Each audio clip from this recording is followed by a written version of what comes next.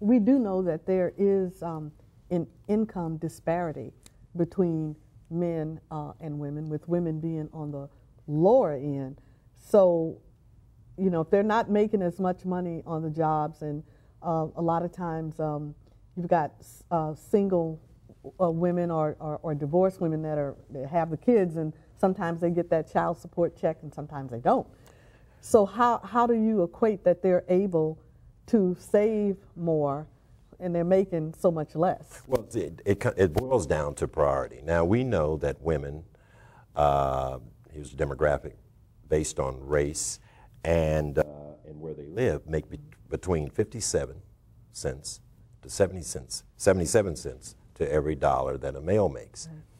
And it is true. You do have a lot of single moms and divorcees, single women, I should say, and widows. Yes. However, it's amazing how they're able to put away a certain amount of money, and consistently.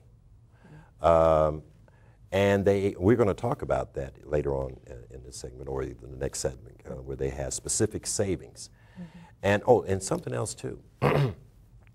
When it comes to their savings habits, with the employer-sponsored retirement accounts.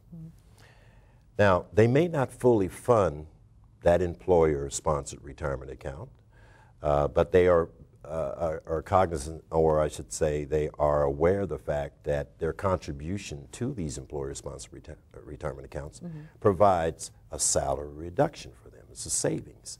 So, again, I reiterate, ladies always save a substantial amount of money some way or another, and they do it more consistently than men do.